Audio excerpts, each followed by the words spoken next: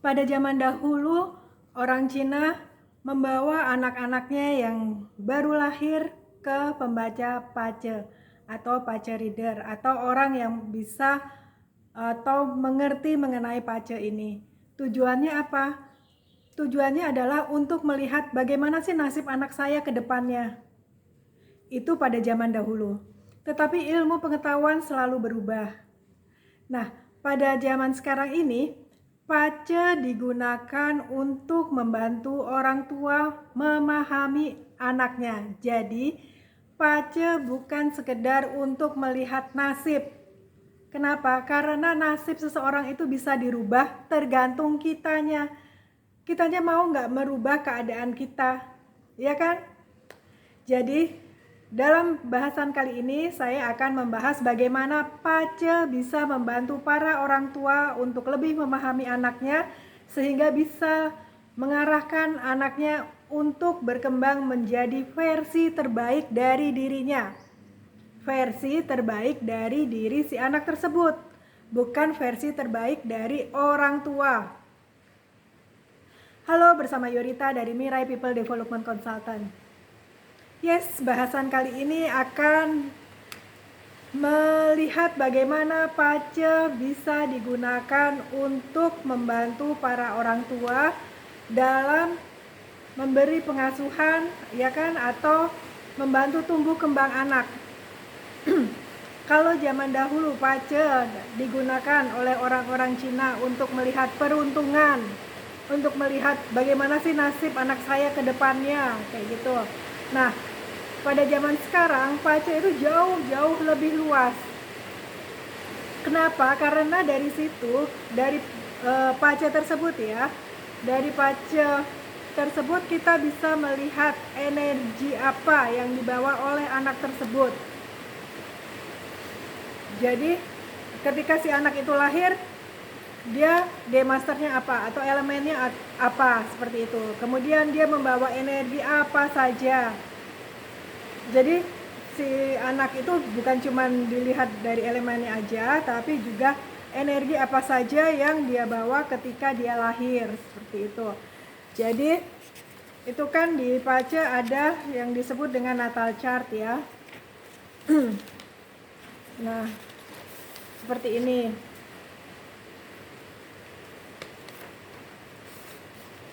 Nah, seperti ini.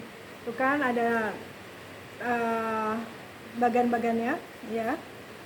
Nah, selain elemen-elemen ini ada kolom yang kurang ya, tidak ada elemen apa, tidak ada lambang sio apa, itu karena tidak tahu jam lahirnya.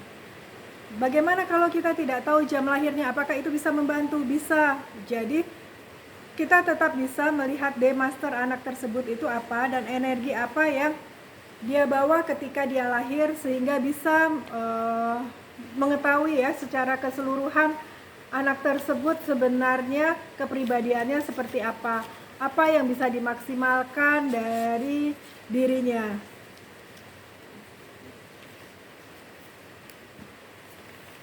Kan ada yang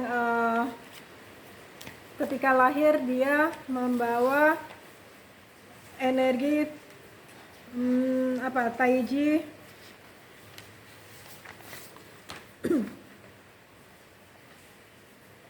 Nih, seperti misalnya seorang anak membawa energi Taiji Nobleman. Nah, kalau di natal chartnya ya ada energi Taiji Nobleman, nah anak tersebut mudah let go kayak gitu. Jadi dia tidak menjadi anak yang pendendam. Dia mudah memaafkan dan ketika ada permasalahan cepat melupakan. Nah, bagaimana dengan anak yang tidak membawa energi tersebut tetapi membawa energi solitary atau energi yang membuat dia menjadi penyendiri, energi yang membuat dia menjadi seorang yang perasa? Otomatis cara memperlakukan si anak akan berbeda ya.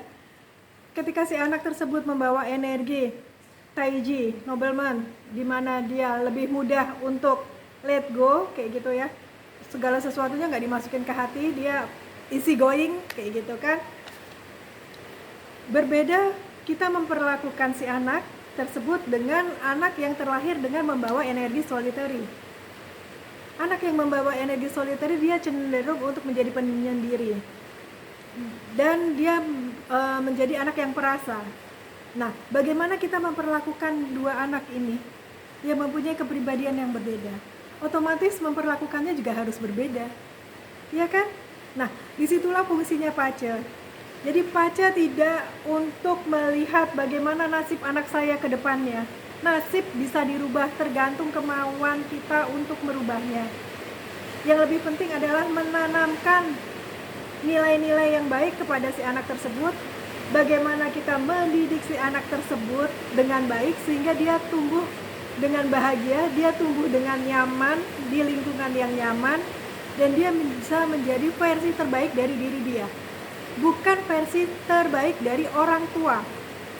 Kecenderungan sekarang banyak klien anak-anak remaja yang datang ke saya karena dia merasa dia pengen sekolah keluar. Ketika dia lulus SMP, dia SMA-nya sudah pengen keluar rumah. Ketika diselidiki apakah dia benar-benar ingin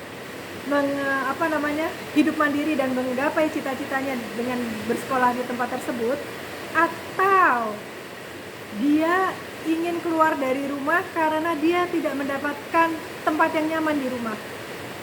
Jadi cita-cita dia adalah keluar dari rumah dan mendapatkan suasana yang lain, karena di rumah mungkin orang tuanya selalu cekcok, ya kan?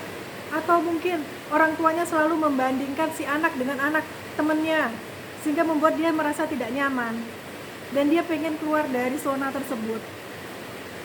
Itu banyak klien saya datang dengan permasalahan seperti itu. Jadi dia ngerasa saya tidak nyaman dengan orang tua saya, kayak gitu. Saya malas sama orang tua saya, bepergian 1 jam dengan orang tua saya saja rasanya seperti apa?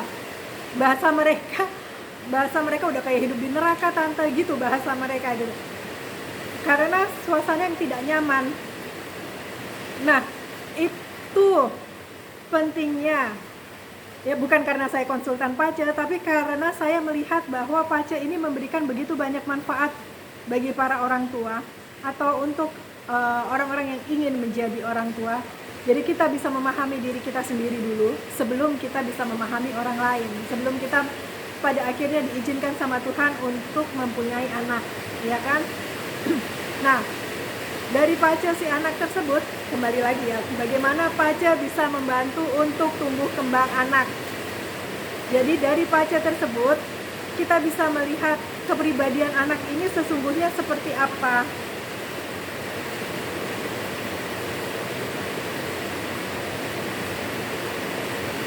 Nah, oke, mulai kita ngelihat, kita bisa melihat dari demasternya juga ya. Nah, ketika si anak terlahir dengan demaster,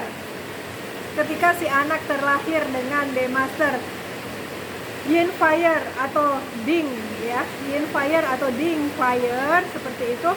Nah, bagaimana dia sebetulnya kepribadiannya? Dia sesungguhnya adalah pribadi yang lembut. Jadi yin fire itu seperti pernah saya katakan ya, kalau mengikuti YouTube saya, yin fire itu seperti cahaya lilin. Jadi dia mudah akrab, si anak ini mudah akrab dengan orang yang berada di sekelilingnya. Kayak lilin itu kan meneranginya kan jangkauannya juga tidak jauh kan, jangkauannya dekat. Nah, demikian juga dengan anak yang terlahir dengan demaster yin fire. Dia mudah sekali untuk akrab dengan orang-orang yang di sekelilingnya, dan juga dia loving care. Dia care dengan orang-orang yang ada di sekelilingnya juga, orang-orang yang terdekatnya dia, seperti itu. Nah, selain itu orang dengan demaster yin fire ini, dia itu orangnya tampak luar ya. Tampak luarnya itu dia kalem, lembut kayak gitu, atau lemah kayak gitu. Tapi sesungguhnya dia adalah pribadi yang tangguh. Dia adalah pribadi yang kuat, seperti itu. Nah, bagaimana kita harus mendidik anak yang seperti ini? Ya kan? Dia tampak luarnya aja kayak gitu kan. Dia tampak luarnya aja dia orangnya lembut kayak gitu, kalem, tapi pada dasarnya dia anak yang keras kayak gitu. Nah, supaya ininya keluar, supaya inner strength dia atau kekuatan dalam diri dia itu bisa memancar dengan baik, kasih dia tanggung jawab, kasih dia tantangan dari sejak dini, sehingga dia selalu mengepus dirinya untuk menjadi yang terbaik. Itu orang yang terlahir dengan The Master Yin Fire. Nah, orang dengan The Master Yin Fire ini juga dia ada kalau dia mempunyai keinginan, dia itu sulit untuk dihalangi, ya kan? Ketika dia mempunyai keinginan, dia berusaha untuk mendapatkan apa yang dia inginkan. Nah, walaupun dia kuat seperti itu ya, punya keinginan yang kuat kayak gitu, tapi dia juga jika marah dia juga tipikal orang yang meledak-ledak tapi mudah diredam. Nah, mudah untuk dibujuk supaya marahnya tidak berlarut-larut. Kemudian bagaimana kalau dia terlahir dengan elemen yang fire? Nah, orang dengan elemen yang fire itu, kalau yang fire itu kan dilambangkannya sebagai matahari, ya. Nah, kalau matahari kan satu kuat kayak gitu ya, dia jangkauannya jauh lebih luas. Nah, demikian juga orang yang terlahir dengan elemen yang fire, dia orangnya super percaya diri. Dan dia juga seperti matahari yang selalu menjadi pusat perhatian, ya kan, karena cuma satu kan matahari. Jadi anak terlahir dengan The Master yang fire itu, dia ada kecenderungan untuk senang menjadi pusat perhatian. Nah, kalau udah tahu anaknya senang jadi pusat perhatian, kasih dia kesempatan untuk ikut lomba yang dimana dia bisa menjadi pusat perhatian, kayak menyanyi mungkin, atau membaca puisi, ya kan, atau menggambar, seperti itu. Pokoknya dimana dia bisa mendapatkan atensi. Saya akan memberikan beberapa contoh ya, tidak semua elemen saya bahas di sini. Takutnya nanti teman-teman bosan karena terlalu panjang. Nah, bagaimana dengan anak yang terlahir dengan The Master Yin Wood atau Yi Wood, atau digambarkan dengan rumput. Nah, rumput ini, ya kan, kalau rumput itu kan dia mudah beradaptasi ya, mudah tumbuh di mana saja. Demikian juga anak dengan The Master Yin Wood tersebut. Jadi dia itu ada kecenderungan untuk sulit membedakan mana yang baik dan mana yang buruk. Jadi menurut dia, karena dia orang yang mudah beradaptasi, bisa bergaul di mana aja, menurut dia semua orang itu baik. Nah, bahaya kan kalau anak kita agak sulit membedakan mana yang baik dan mana yang buruk. Nanti dia di sisi lain adalah dia mudah dipengaruhi oleh orang. Nah, bagaimana kita harus menjaga tumbuh kembang anak ini ya, untuk memberikan rasa aman kepada sekelilingnya, supaya dia bisa survive, bisa membedakan mana yang benar-benar baik, mana yang memanfaatkan dia, kayak gitu. Itu orang yang terlahir dengan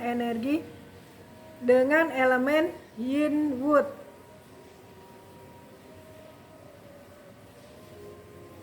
Nah, orang yang terlahir dengan elemen dengan The Master Yin Wood ini, dia seperti rumput itu kan akan tumbuh subur, ya kan. Rumput itu dia tumbuh subur ketika dia dapat tempat yang baik.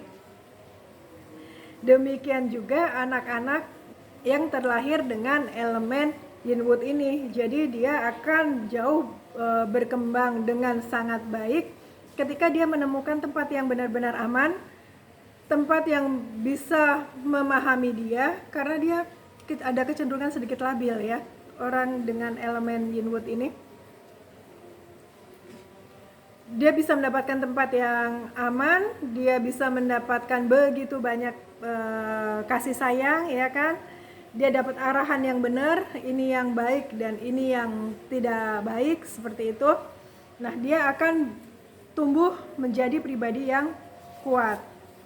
Bagaimana? Nah, yang terakhir, bagaimana dengan yang terlahir dengan elemen yang wood? Yang wood atau jia wood. Nah, yang wood ini digambarkan sebagai pohon. Nah, kalau pohon itu seperti apa sih? Pohon itu kan untuk tumbuh besar dia butuh waktu. Demikian juga anak-anak yang terlahir dengan elemen dengan demaster yang wood.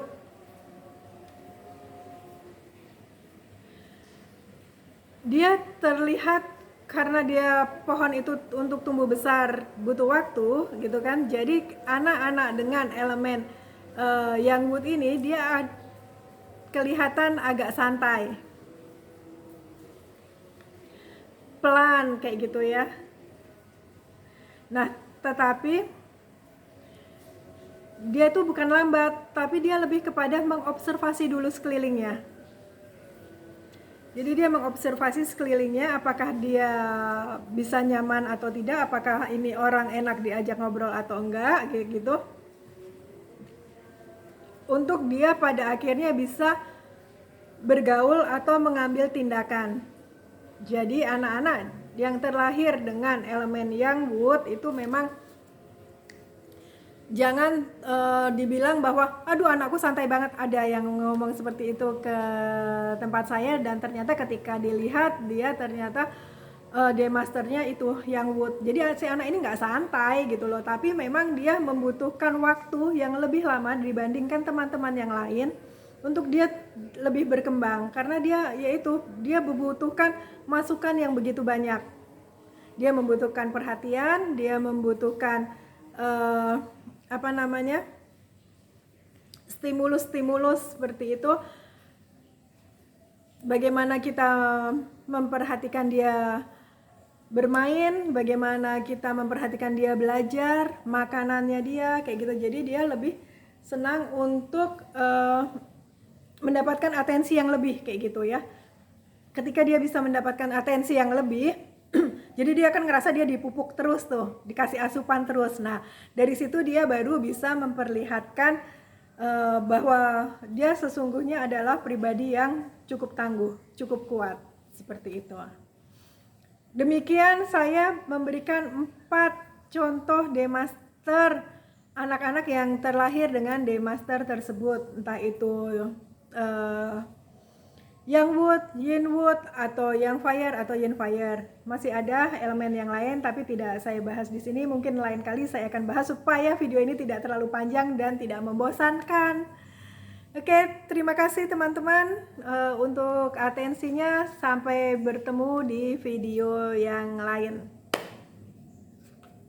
Oh ya, jangan lupa like, comment, and subscribe. Terima kasih.